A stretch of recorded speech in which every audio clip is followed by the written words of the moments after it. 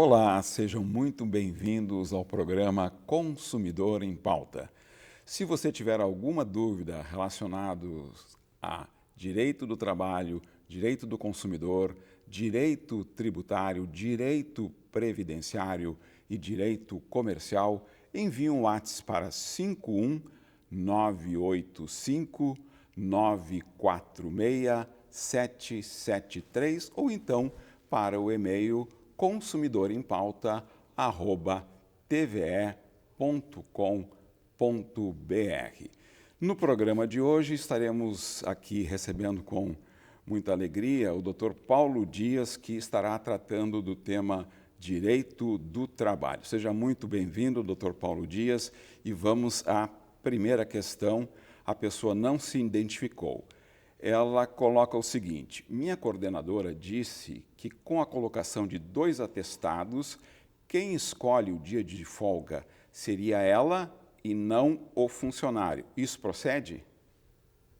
É claro que não. Essa pergunta, aliás, ela é muito frequente, muito comum. O atestado médico válido, aquele assinado e carimbado pelo médico, ele não é folga, mas uma justificativa legal pela ausência do trabalhador por motivo de saúde.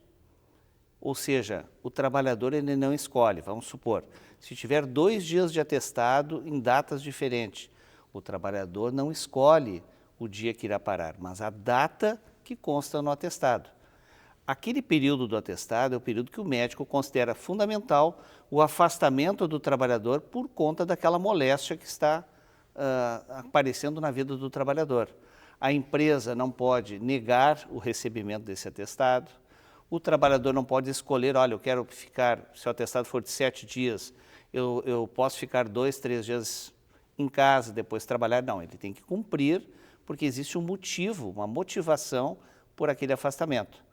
Então, isso é fundamental. Muitas vezes se escolhe, né, a empresa assim, eu vou escolher o dia que o trabalhador vai voltar. Não, a empresa não pode se negar. A empresa pode sim escolher, aí vencida a questão do atestado médico, a empresa pode determinar a escolha das escalas, a duração do trabalho, desde que não ultrapasse o limite legal. Então, a empresa tem algumas escolhas em relação à jornada do trabalhador e os dias de folga. Não é o trabalhador que escolhe a sua folga, desde que observados que para cada 7 dias de trabalho, o trabalhador tem que ter um dia de descanso, que é a chamada escala 6x1, que é a mínima, né?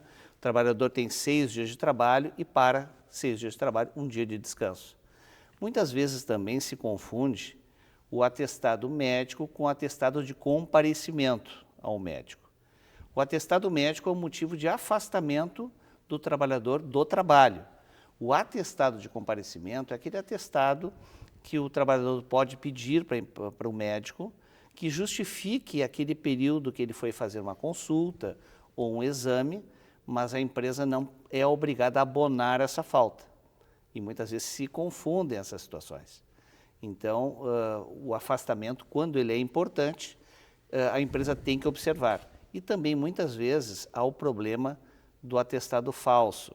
E aí nós chamamos a atenção porque isso pode gerar, inclusive, casos de justa causa. Muitas vezes existem atestados que a empresa pode duvidar, ela pode tentar investigar e se certificar, e sendo falso, pode ensejar a justa causa. Um outro questionamento da senhora Cristina: a licença nojo é concedida no caso de falecimento de qualquer parente? De quantos dias é a licença nojo? Dr. Paulo. A licença nojo é um direito do trabalhador em que ele pode ter 2 dias de afastamento por motivo de morte de um familiar, mas isso não envolve, são dias úteis, não envolve qualquer parente. Quais seriam esses parentes no qual o trabalhador tem direito ao afastamento? Pai, mãe, aliás, os pais, os avós, os filhos, os irmãos, o cônjuge e, como tem o cônjuge, os sogros. Nem todos os parentes eles são abarcados por esse direito do afastamento.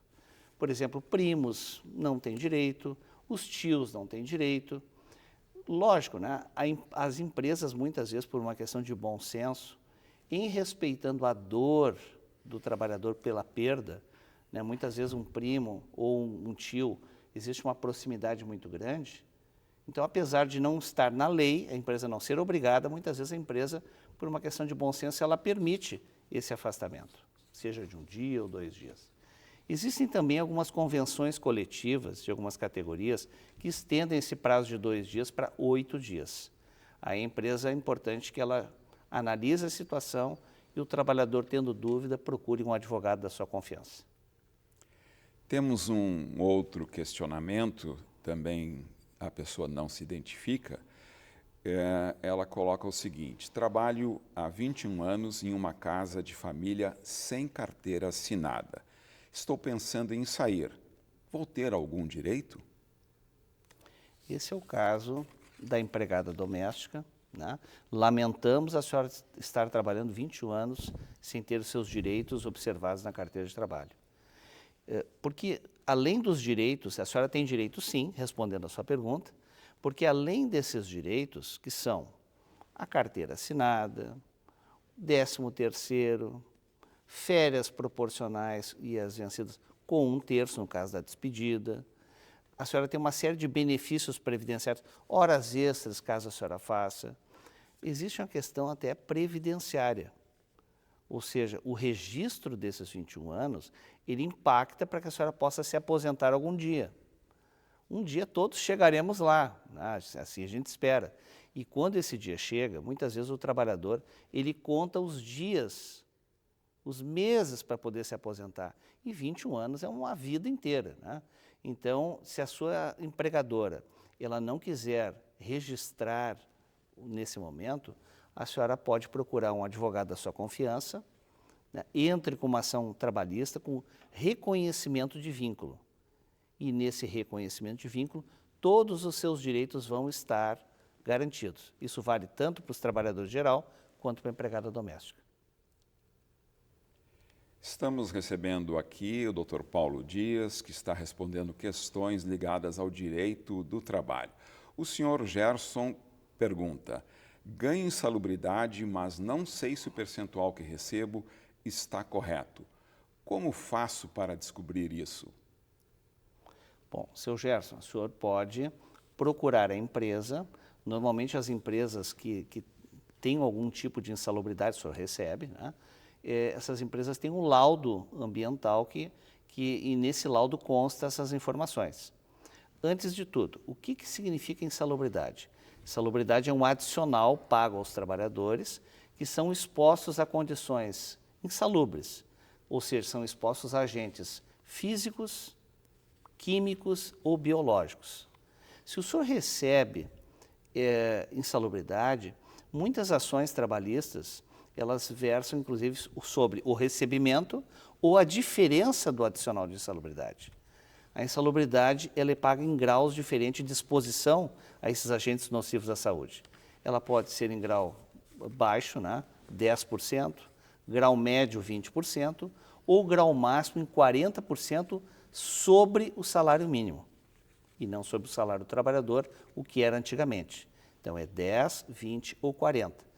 O dia que o senhor sair da empresa, se o senhor se sentir lesado, ou que realmente a empresa pode não ter correspondido, o senhor pode procurar um advogado da sua confiança, ingressar com uma ação trabalhista, o juiz vai determinar, né, que um perito da sua confiança faça um laudo de insalubridade para averiguar exatamente o índice, né, de agentes nocivos sobre a sua saúde. E nesse caso, a ação judicial pode determinar se há diferenças ou não no pagamento dessa insalubridade. Temos uma questão anônima agora que pergunta: pode uma empresa não empregar parente de funcionário, mesmo que seja em setores diferentes? Pode, né? A empresa ela pode determinar qual o procedimento que vai ter dentro da sua estrutura. Isso se chama poder diretivo do empregador. O empregador, ele organiza a sua empresa, ele distribui cargos, escalas e pode, inclusive, determinar que não haja o trabalho de parentes mesmo em setores diferentes, por alguns motivos, né? Ou porque a empresa não quer, ou para evitar conflitos de interesse, muitas vezes para proteger algumas áreas específicas da empresa, ela pretende que tenha funcionários diferentes que trabalhem nesses setores. Só é importante a empresa observar que isso não pode valer apenas para um ou alguns funcionários, tem que valer para todos, porque muitas vezes a empresa permite e não permite para o fulano ou para o beltrano, o que acaba sendo uma questão muitas vezes de discriminação, né? Então tem que valer para todos, mas isso se chama poder diretivo do empregador. Ele dirige o seu negócio, pode criar regulamentos internos que determinem como é que vai funcionar o fluxo dentro da empresa, desde que esse fluxo dentro da empresa não afete a lei. Temos agora um questionamento do senhor Matheus. Sou terceirizado em uma grande empresa e gostaria de saber quais são os meus direitos. Tudo está relacionado à firma que me contratou ou essa grande empresa também tem obrigações trabalhistas? A empresa que lhe contratou, ela tem vários direitos trabalhistas que ela deve observar. Pagamento de horas extras, do salário, o FGTS, férias acrescidas de 1/3, 13º, vários direitos adicionais, se houver, né? Adicional noturno, insalubridade, periculosidade e outros. Caso no futuro essa empresa não esteja observando essas leis, né, os seus direitos trabalhistas, ou não queira observar, que às vezes acontece, a empresa tomadora de serviços, ela responde subsidiariamente. O que significa na prática? Se um não cumpre, o outro é obrigado a cumprir. Então, isso acontece muito, né?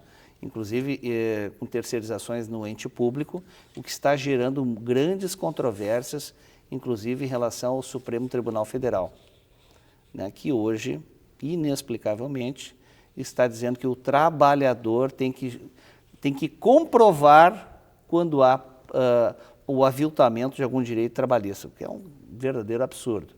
Aí temos também as questões das pejotizações, e nas questões das pejotizações, né, que é a fraude às relações de emprego, o STF mandou também suspender todos esses casos. Existem também algumas situações de terceirizações quando ela é ilícita, né, quando tem requisitos graves aí, a responsabilidade da empresa tomadora de serviço, ela se dá de forma solidária. Na primeira, que é a subsidiária, se um não paga, o outro paga. A solidária pagam juntos. Então, essas questões de terceirização, elas são muito preocupantes, elas representam um grande prejuízo aos direitos sociais, né? Elas acabam aviltando o direito do trabalhador e precarizando as relações de trabalho. Nós vamos para um pequeno intervalo e já voltamos com o Dr. Paulo Dias respondendo questões ligadas ao direito do trabalho.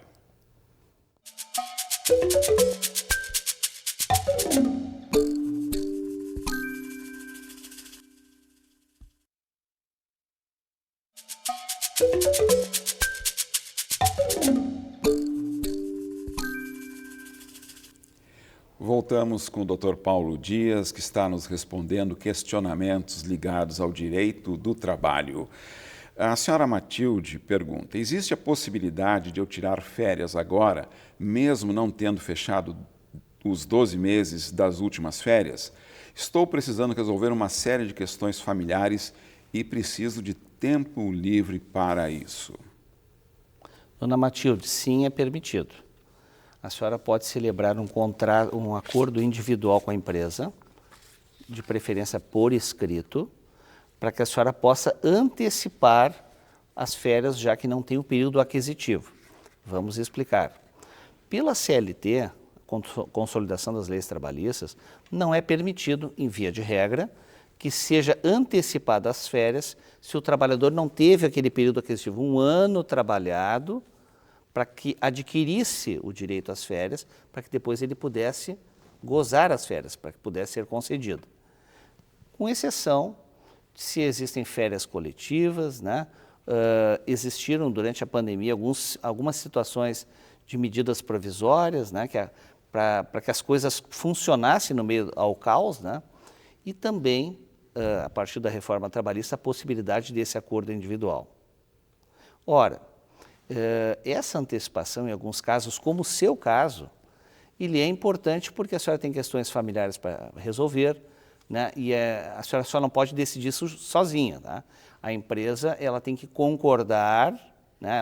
Ela tem que aceitar, porque isso pode representar um benefício sim. Primeiro, no fato da senhora poder resolver essas questões particulares, e muitos trabalhadores tendo problemas particulares não resolvidos, afeta a produtividade da empresa.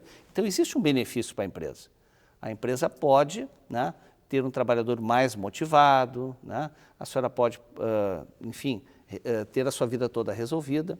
Existem questões que o trabalhador está desgastado, né, apesar de não ter o período aquisitivo completado, mas o trabalhador está desgastado, ele está precisando repor as suas energias. Então, em muitas situações, essa antecipação ela pode ser boa para todo mundo, desde que também estejam presentes alguns requisitos, né? Vamos falar de férias em geral. A empresa tem que efetuar o pagamento até 2 dias antes das férias, para que o trabalhador possa ter o dinheiro para poder descansar. E também, numa situação normal, tem que haver uma previsibilidade, porque a empresa, dentro daquele período concessivo, né, primeiro adquire o direito, depois o trabalhador goza as férias. E dentro desse período concessivo, a empresa que escolhe quando é que o trabalhador vai parar. É importante que a empresa avise com 30 dias de antecedência, para que o trabalhador possa se programar. Olha, eu quero tirar férias, onde é que eu vou viajar com a família? Então, né, tem que ter essa previsibilidade. E aí a empresa faz o trabalhador assinar o recibo de férias, que tem que corresponder com esses 30 dias de antecedência. As férias, antigamente, elas só eram permitidas com 30 dias, não era permitido o fracionamento, e hoje é permitido até 3 fracionamentos das férias, sendo que um deles não pode ser menor do que 5 dias, e aliás, um não pode ser menor que 14 dias, e os demais não podem ser menor que 5, para que o trabalhador possa se desconectar. Isso é fundamental, Gil, que haja essa desconexão para que o trabalhador possa renovar as suas energias, possa repor as suas energias, senão ele fica doente. Certo. Esses intervalos são fundamentais. Os intervalos começam desde os pequenininhos, que são dentro da jornada, que se chama intervalo intra-jornada, que é aquele repouso para alimentação e repouso, né, que é o chamado horário do almoço ou refeição. Existe um intervalo entre um dia e outro, que é o interjornadas, entre jornadas, que é um descanso de um dia, né, ou de 11 horas no mínimo. Um descanso que é um intervalo entre uma semana, ao longo da semana, que é o descanso semanal remunerado. Então, são pausas dadas em momentos diferentes. E também as férias, que é um período um pouco maior. E esse período é fundamental a desconexão do trabalhador. Que ele possa se inserir no seio da sua família, dos amigos, que ele não possa pensar em trabalho. Para que ele possa se recuperar, ele possa ser feliz, porque a vida não é só trabalho, né? O objetivo nosso aqui na Terra, né, é nós termos uma jornada com os nossos familiares, com os nossos amigos, que possamos dar uma contribuição para o mundo e possamos ser felizes. Então, as pausas, as férias, elas são fundamentais. E no seu caso, a antecipação das férias, ela tem relação direta com isso. A senhora está pedindo para a empresa, né, olha, eu tenho problemas pessoais e quero me desconectar para resolvê-los e depois voltar feliz. Só que a empresa tem que aceitar. Ok, doutor Paulo. Lembramos que se você tiver alguma dúvida ou questionamento, envie um WhatsApp para 51986-946-773 ou para o e-mail consumidorimpauta@tve.com.br. Foi o caso da senhora Giza, Dr. Paulo Dias. Um contrato por tempo determinado oferece as mesmas garantias que um contrato por tempo indeterminado? Existe alguma vantagem neste tipo de contrato? Giza, são contratos totalmente diferentes que não têm as mesmas garantias. O que é um contrato por tempo determinado ou prazo determinado? É um contrato que tem início e tem fim. As partes, seja a empresa ou o trabalhador, eles sabem quando é que vai começar esse contrato e quando é que vai finalizar esse contrato. Exemplo, o contrato de experiência, né? Quando o trabalhador ele entra na empresa, existe um contrato, inicia-se como prazo determinado, que é até 90 dias, como o nome diz, experiência, para que as partes se experimentem, para ver se essa relação de trabalho ela vai perdurar.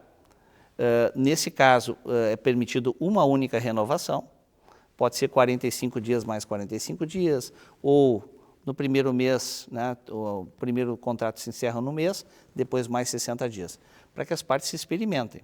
Se nesse período o trabalhador for dispensado, ele não recebe aviso prévio, não recebe a multa dos 40%, então ele tem alguns direitos que ele não tem, o restante dos direitos tem todos, inclusive na percepção de horas extras, né? Temos também outras modalidades, né? Por exemplo, existem períodos sazonais em que o mercado se aquece, né? Perto do Natal e outras Páscoas, e aí exige a contratação de mão de obra um pouquinho maior do que o normal para suprir a demanda do mercado. Só que são celebrados contratos que têm o início e têm o fim, para aquele período. Qual que é a vantagem? A geração de empregos. O trabalhador também ele pode, né, se isso for vantagem, verificar, olha, eu termino aqui, posso começar no outro emprego, mas é uma forma de aquecer o mercado. Esses contratos por prazo determinado, uma vez que, vamos supor, o contrato de experiência, uma vez passados os 90 dias, no dia 91, esse trabalhador passa a ter o contrato por prazo indeterminado, ou seja, aí passa a ter as percepções da multa dos 40% e do aviso prévio. Temos um outro questionamento do senhor Genilson. Não tenho interesse em fazer um intervalo de 1 hora para o almoço. Existe alguma possibilidade de eu negociar com a empresa o cumprimento de apenas meia hora? Existe sim.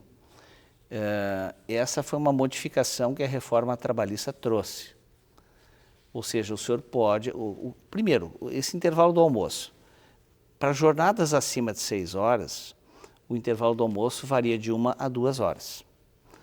Existe uma possibilidade, se o senhor tiver 1 hora de intervalo, de o senhor negociar com a empresa por escrito, só que esse acordo individual ele tem que ser homologado por acordo coletivo. Tem que ter uma previsibilidade de acordo coletivo, ou seja, os sindicatos têm que concordarem para que o senhor possa ter uma redução de jornada, só que assim, é uma redução para 30 minutos de almoço, mas o senhor sai meia hora mais cedo. Não é somente o senhor almoça menos, não. O senhor almoça um pouquinho mais reduzido e sai meia hora mais cedo. Mas tem que ter essa previsão. A próxima pergunta da senhora Clarice tem total relação, Dr. Paulo Dias, com a nova pauta do mundo da tecnologia, do novo mundo digital. Ela pergunta: gostaria de informações sobre o uso do WhatsApp. Mesmo depois de expediente, o meu chefe vive me enviando mensagens de trabalho e fica indignado se eu não respondo. Ele pode fazer isso? Como devo agir? Não poderia, né? O que ocorre? A jornada de trabalho dos empregados, ela não pode ter mais do que 8 horas diárias e 44 horas semanais, sob pena da empresa pagar horas extras. Só que muitos empregadores, eles não estão nem aí para uma situação como essa. E eles ficam sobrecarregando seus empregados com tarefas como o WhatsApp. Ah, mas o WhatsApp é informal. É nada. Se o seu empregador ele está lhe exigindo e fica chateado se você não responde, você está à disposição da empresa para trabalhar. E nesse caso, uma vez que comprovado, você tem direito sim às horas extras. Bom, como é que você pode comprovar, né?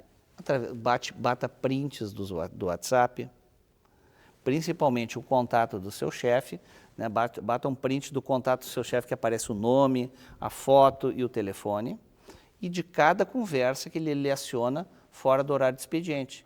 Porque o seu direito de desconexão não está sendo respeitado. Futuramente, se o senhor for É uma menina, É né? a senhora Clarice. Clarice. Futuramente, Clarice, se você for entrar com uma ação trabalhista, então você pode juntar, o seu advogado vai juntar esses prints do WhatsApp, vai fazer uma ata notarial para que publicamente você tenha um documento e ingressar pedindo essas horas extras. Muito obrigado, Dr. Paulo Dias, pelos excelentes esclarecimentos. Agradecemos a todos pelo prestígio do acompanhamento, pelo envio dos questionamentos e de dúvidas. Até a próxima edição.